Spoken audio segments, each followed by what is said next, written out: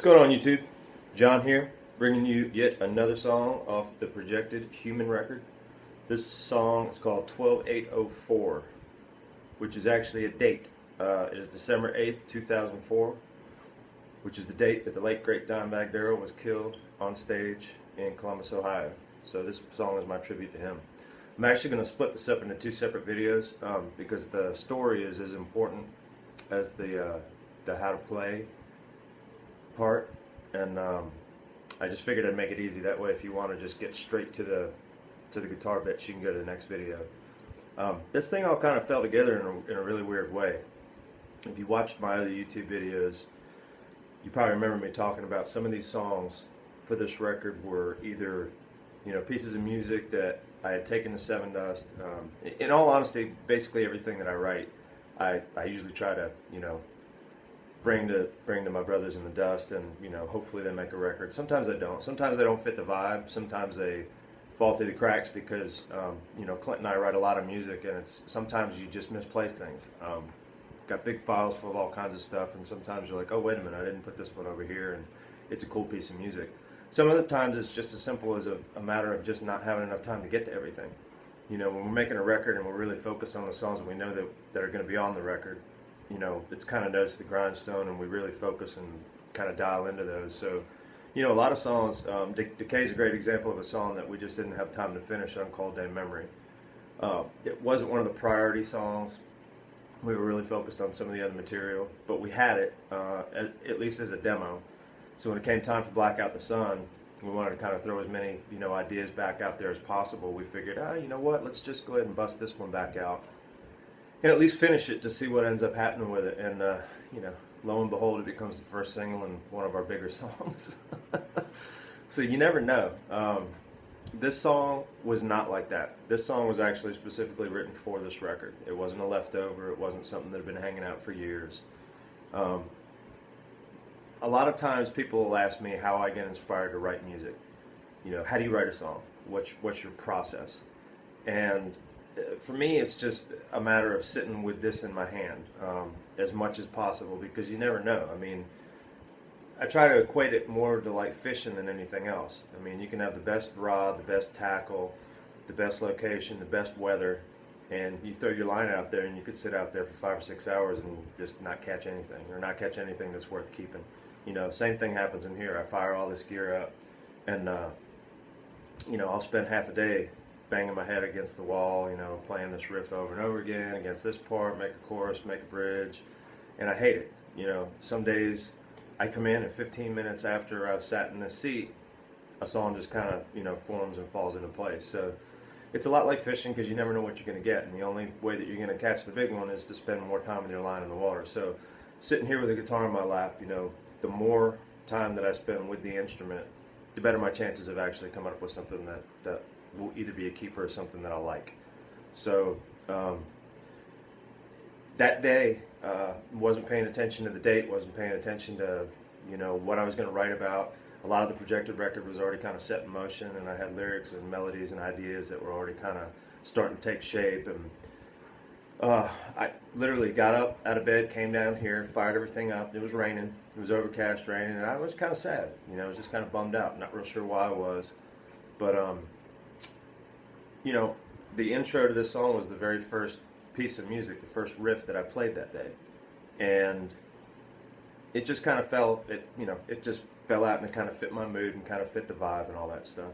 I think the chorus was the next bit that I put in there, and then it was just a matter of finding a verse. It's really only like it's a 3-part song, but the intro is actually the tag on the chorus, and it's actually the bridge a little further on down the way. So it's kind of like a 2.5 part song.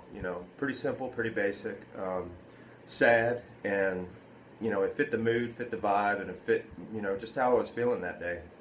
But I was inspired because it came together so quickly that I said, all right, let me take a break from this for a few minutes and kind of unplug from it, and then I'll come back in, and I'll give the lyric and the melody side of it a go and see, just to see what comes up. So I went, made a cup of coffee, came back in, sat down, fired up my laptop, and clicked on Facebook, and the first thing that I see is a picture of Dimebag Darrell, a tribute, because it was the 6-year anniversary of his death. It was 12/8/2010, and all the hairs on my arms stood straight up, and I knew exactly what I was going to write the song about. You know, it was fitting that my mood was already kind of there, and I didn't even realize why it was. You know, whether it be something in the air or just, you know, something about that day. But it was real easy then. You know, I mean, it was one of the fastest songs that was written for the record. But like I said, it was specifically written for the record, and then once I realized the significance of the day that it was written, it was specifically written for Dimebag as my tribute to him. You know, growing up as a drummer, I was always into, you know, great singers, great guitar players, great bass players, everything. You know, I appreciated everyone who was you know, a master at their instrument. You know, first time I heard Eruption, I was real glad I was a drummer, so I didn't have to learn it. You know, I felt sorry for all the guitar players in the world at that time. You know, Eddie was a huge influence on me. Randy Rhoads was, you know, the Priest guys, the Maiden guys, and then when Metallica came out, there was something that was so powerful and so over the top and so heavy and so fast. And then I come to find out that it was the singer who was actually playing all those ridiculously fast downstroke riffs, and it just blew my mind, you know. So for me, that was the bar. Still to this day, I mean, the shape of the guitar I play, you know, James Hetfield was my first guy that I looked at and went, wow, okay. You know, as great as all the other ones were, you know, Eddie was a phenomenal, you know, pioneer on the instrument. Randy was a phenomenal, you know, the way he could orchestrate his parts and double his leads and, you know, make those songs epic. I mean, they were hugely influential to me, but there was something that was so immediate about the Metallica thing for me. Not to say that they're, you know, that James is better than anyone or anything like that, but it was a personal thing to me, and it was something that I hadn't heard. You know, when I first heard Van Halen, I hadn't heard it. Same thing with Randy Rhoads. It was something that was different.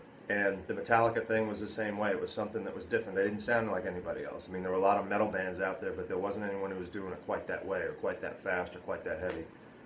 So I think I was so focused on the Metallica, you know, thing that I kind of missed Cowboys from Hell a little bit. I'd heard a few of the songs, but I really wasn't focused or paying attention. The first Pantera record I heard from start to finish was Vulgar Display of Power, and I mean, it just floored me. Not only the band and how heavy they were and how intense it was and how tight it was, and you know, they got these gaps in the music that were all in the, you know, the right places. Being a drummer, I understood it. It was like, you know, drum cadences and things like that. But there was something about the guitar playing that was just, it was so over the top. It was on fire. And it wasn't just about the amount of notes or the speed or the shreddiness in it, because that was phenomenal. Even to this day, you know, guys like Steve Vai talk about, you know, which guys have, you know, that extra gear, and he always cites Dimebag. You know, Dimebag could play things so fluid and effortless and just at such insane speeds that, you know, would make your head spin. But I think the thing about Dime that most people didn't, or most people who were big fans of Dime, you know, got and understood, was the fact that he had such an air of confidence in his playing. He had such a swagger and such a feel. You know, he understood the speed and the shred, but he understood the blues too. He understood the, you know, the heart and soul. One of my favorite solos he's ever done is This Love. Not a lot of notes, not any shred really, but every note counts, and it conveys that feeling in that song. You know. So for me, you know, I look at a guy like Dimebag, who was the ultimate metal guitar player, because he got the speed, he got the intensity, he got the flash, but he also had the feel. You know, he had that inherent thing in him. He was so natural at his instrument. Regardless of the fact that he woodshedded like crazy when he was a kid, he still had this special touch behind the instrument that I think very few guitar players will ever match. There's plenty of guys out there now that can play faster and more notes, you know, at speed. But to do it all together in that same package, and then to be such an amazing human being on top of it. You know, he was one of those guys who always made you feel like you were number one. You know, when you were hanging out, you know, he was the life of the party, you were the life of the party. I don't think they ever missed a show. They never missed a Seven Dust show, and I don't think they ever missed any show that was going through Dallas at all if it was remotely cool. You know, Slayer, Metallica, but they'd go to Poison and, you know, Warrant. You know, anything that was rock related, they were fans of, you know. But for me, you know, Dime was it. He was the epitome of that guitar player who could basically do no wrong. he claims to, he missed notes all the time, and I never heard him miss one. But one of the coolest things he ever told me was, if you miss a note, you botch it, do it 2 or 3 times, or maybe 4 times, and make it a part, because then people will think that you meant to do that in the first place. And the ability for him to be able to move on his feet and be able to sell everything that he ever did, because he claims to have botched notes all over the place, but I never heard it. Still to this day, I'm trying to figure out which ones. But that's pretty much the the story on how that whole thing came together, and it's just my personal tribute to Dimebag and how much he meant to me as a guitar player, and still does to this day. Next video, I'll show you how to play it. Thanks, YouTube.